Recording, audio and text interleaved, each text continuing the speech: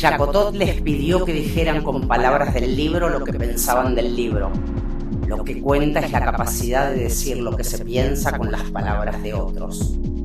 Este libro quiere, ante todo, ser útil para entender y transformar nuestras circunstancias, sumarse a la labor colectiva que está en marcha. No es un libro para denunciar a la derecha, sino para intentar entender qué quieren.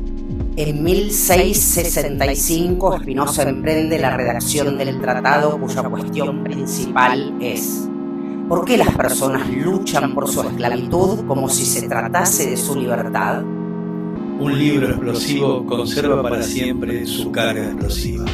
Importa qué historias contamos para contar con ellas otras historias. Comentar es en sí una forma de transmisión, un pensar entre muy particular. Mañana yo también habré muerto y se confundirán nuestros tiempos, y de algún modo será justo afirmar que yo le he traído este libro y que usted lo ha aceptado.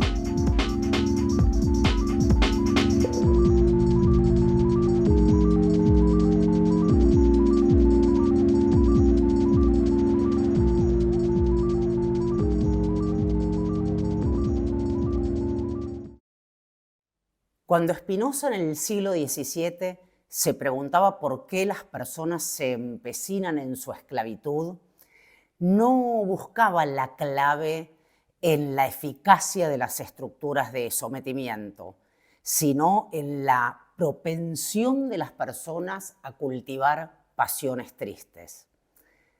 La teoría contemporánea de los afectos reinstala esta inquietud en los albores del siglo XXI. Nos referimos específicamente al llamado giro afectivo, desde una parte de la academia norteamericana con fuerte presencia del pensamiento feminista. Allí se encuentra nuestra autora de hoy, Lauren Berlant. Continuamos en este segundo capítulo de la serie lectora con otro libro de Caja Negra, El optimismo cruel. El optimismo cruel, en tanto afecto o estructura afectiva, es una forma relacional característica de habitar el presente, un presente signado para la mayoría de las personas por la precariedad laboral y la incertidumbre. Convengamos que el nombre tiene de por sí una provocativa fuerza oximorónica. A primera vista, optimismo y crueldad parecieran fuerzas sensibles antagónicas. Y en efecto, Berlant enfoca en las consecuencias problemáticas de ciertas fantasías convencionales habitualmente consideradas positivas. El optimismo cruel es optimista en tanto es una relación de apego a un objeto de deseo. O sea, no tanto al objeto en sí, sino al objeto en tanto portador de promesas, de bienestar, de mejora, de felicidad, de pertenencia, etc. El optimismo cruel es cruel cuando ese mismo objeto que suscita el apego nos impide activa y concretamente alcanzar eso que promete. Nos debilita. Hay una relación de optimismo cruel cuando el mismo objeto al que apegamos nuestras motivaciones y entusiasmos se vuelve el obstáculo principal para lograr aquello que nos motiva o entusiasma. Es indudable que el concepto de optimismo cruel tiene semejanza con postulados básicos del psicoanálisis, la relación problemática o contradictoria de todo sujeto con su deseo y la tendencia del síntoma a la repetición. Pero es también evidente que, desde la teoría de los afectos, Lauren Berlant se esfuerza en trascender el marco analítico de la patología individual o la biografía traumática por una dimensión más colectiva, así como trascender la lógica ahistórica o atemporal de la estructura psíquica por la consideración de contextos históricos concretos. A Berlant le interesa el optimismo cruel como una tipología de relación social históricamente determinada, independientemente de cómo se sientan o experimenten dicho optimismo las personas en cuestión. En efecto, el optimismo puede sentirse o no de manera optimista. Dice Berlant, la estructura afectiva de todo apego optimista supone una inclinación sostenida a regresar a la escena de fantasía, sin importar qué tipo de experiencia esto suscite. O sea que es importante distinguir al afecto como estructura del sentimiento como variación individual. Distinguir el afecto, en este caso el optimismo cruel como patrón relacional que se reitera globalmente, distinguirlo del sentimiento, de cómo cada individuo experimenta dicha relación, un abanico de emociones que puede ser muy variable. Ese objeto que suscita el optimismo cruel puede ser la cosa más variada, un objeto de consumo, la comida, una forma de amor, una entidad política, etc. Pero la modalidad de objeto que prima en el libro de Berlant es lo que ella denomina la fantasía de la buena vida. En efecto, dice la autora, este es un libro acerca del padecimiento de una fantasía colectivamente investida, la buena vida. Es interesante que la autora no se detenga en ninguna parte del libro en la descripción de esta fantasía, sino que, a propósito, deja circular allí el sobreentendido.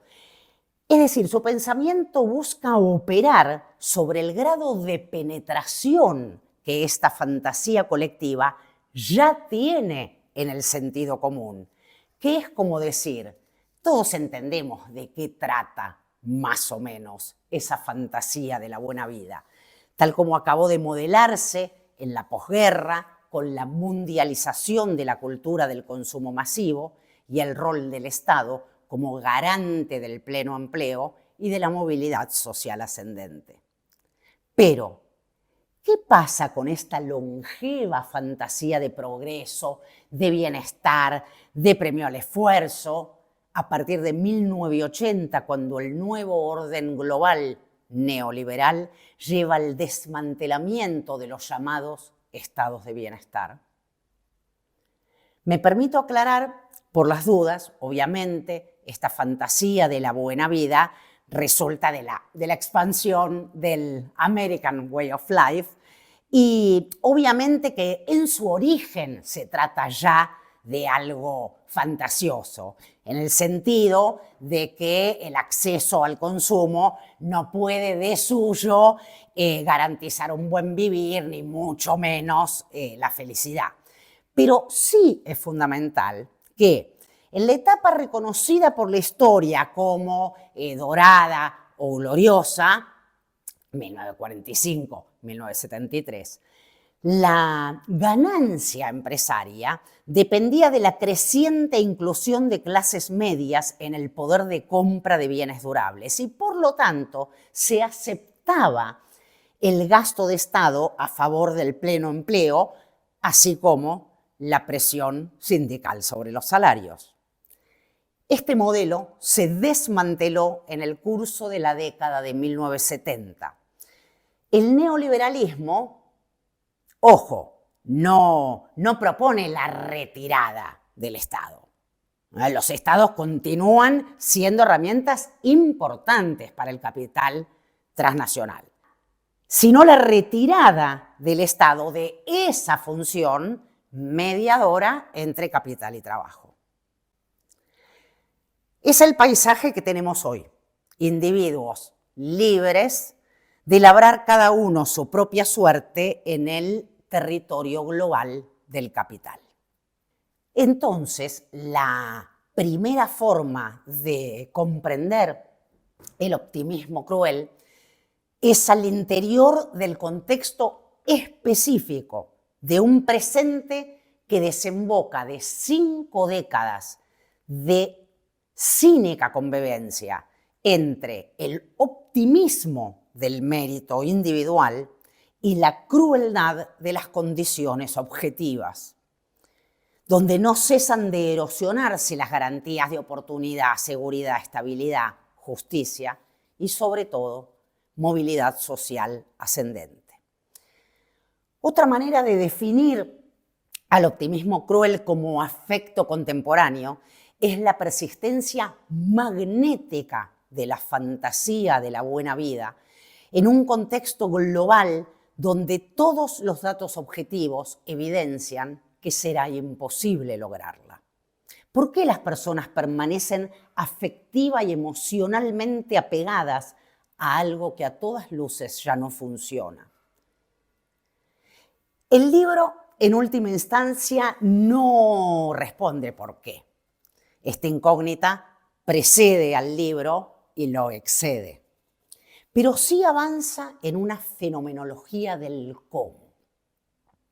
A través del análisis de 17 obras contemporáneas, principalmente provenientes de la literatura y del cine, Berlant va destilando un repertorio de gestos que nos permiten elaborar una suerte de sensorio histórico, un sensorio histórico del presente.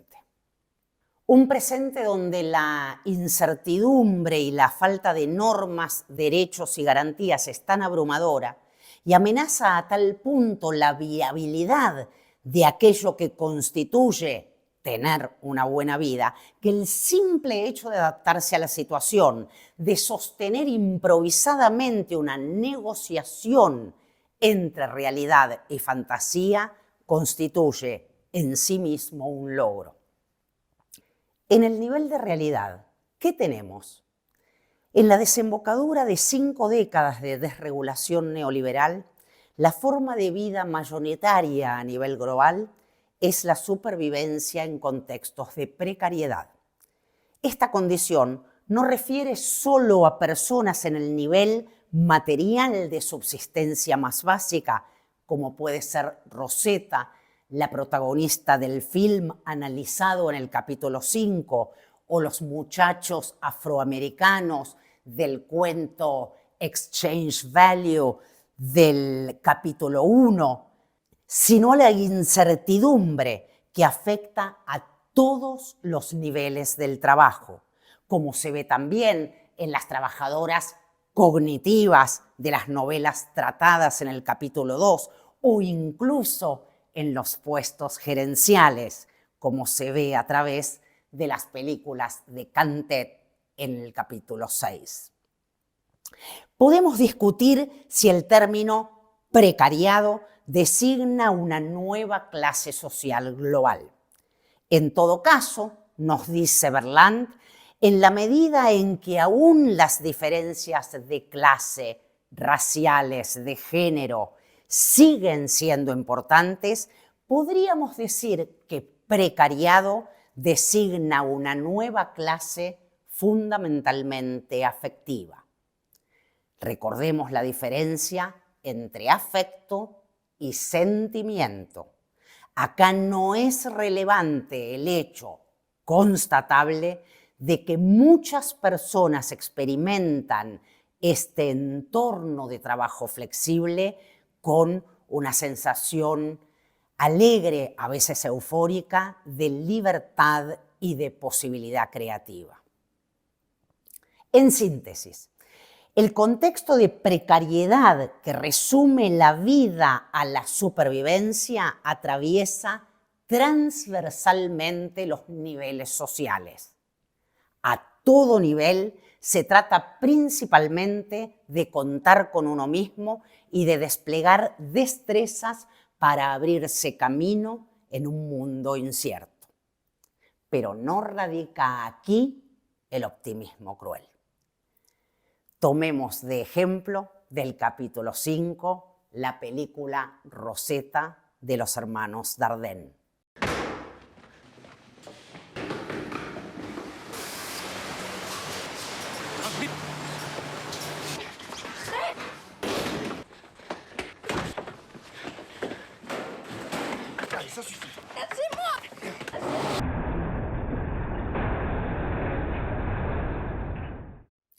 Ellos dicen que se trata de una película de guerra y la cámara va corriendo casi pegada a la joven protagonista que, en el nivel más bajo de la sociedad belga, despliega sin pausa su esfuerzo para sostener su mera subsistencia. Pero lo que hace ingresar al optimismo cruel en escena no es este nivel, sino casi al contrario, el plus importante de energía que Rosetta destina no a conseguir recursos para vivir, sino a conseguir o conservar un empleo.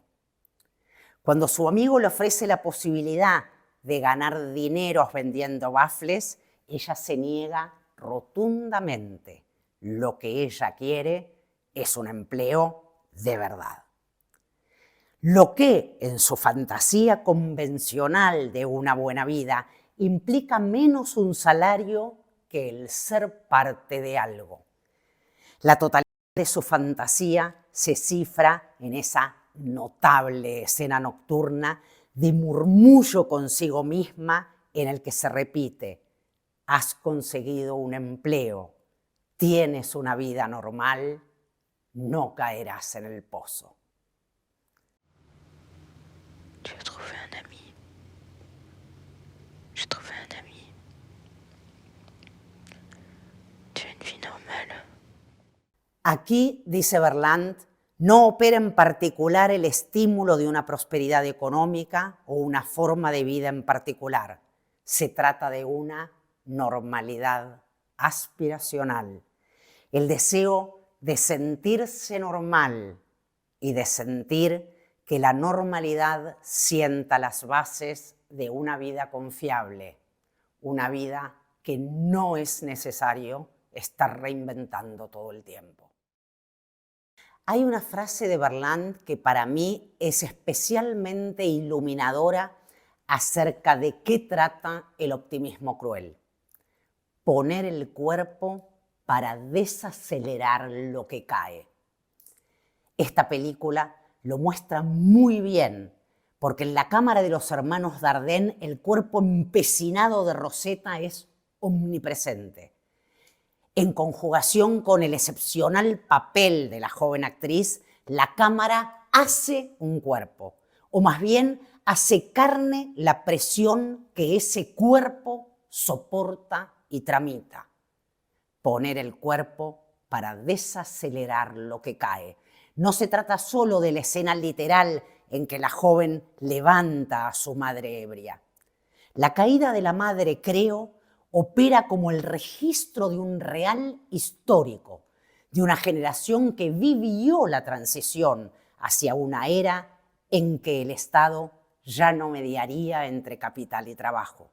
Quizás, dice Berlant, la única herencia que recibe Rosetta de su madre sea esta fantasía de la buena vida, que Rosetta conoce sin haber tenido nunca. Si la promesa a la que Rosetta apega su optimismo es el empleo como instancia de normalización y pertenencia, en su costado cruel el trabajo aparece como norma moral. Spinoza nos advirtió de la diferencia entre la moral, el bien y el mal con mayúsculas, de la ética, modos de vivir buenos y malos.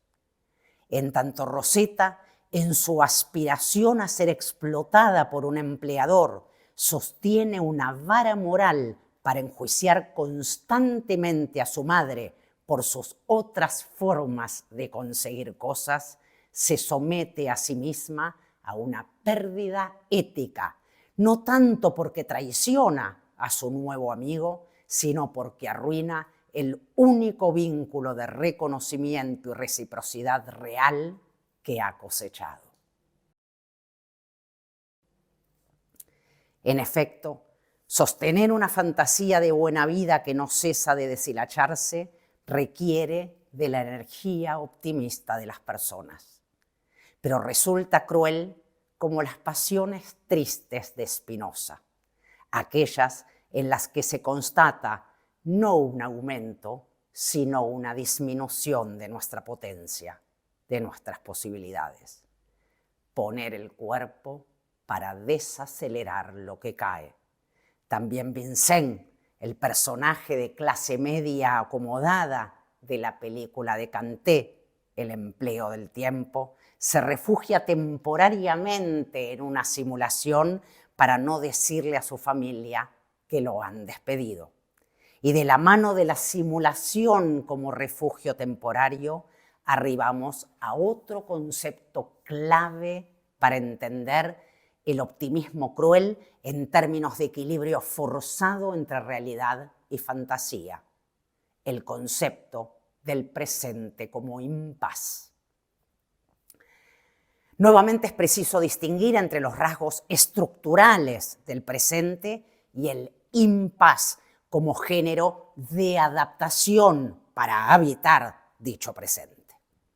Los rasgos estructurales son básicamente dos: la incertidumbre, o sea, la erosión del vínculo habitual con el futuro, y la crisis sistémica, esto es, cuando la crisis, más que un evento que irrumpe en el decurso normal de las cosas, se transforma en su ritmo constante, lo que Berlant llama la crisis corriente. Las formas de sobrevivir sin renunciar al apego de la fantasía de la buena vida derivan en la vivencia del presente como impas, como suspensión. Berlant habla de subjetividades desbordadas y al mismo tiempo girando en círculo, paralizadas. Creo que una imagen acorde al modo narrativo del optimismo cruel para figurar este contexto en que la crisis no es un evento, sino un medio ambiente generalizado, sería una inundación sin bordes que la limiten ni corrientes de agua que la desplacen. ¿Por qué las personas permanecen apegadas a fantasías que no funcionan? Permanecen apegadas, podemos decir, porque es el único tronco, muerto obviamente, pero que flota en medio de esta situación, como si fuera el único objeto disponible al cual poder asirnos para mantenernos nosotros a flote.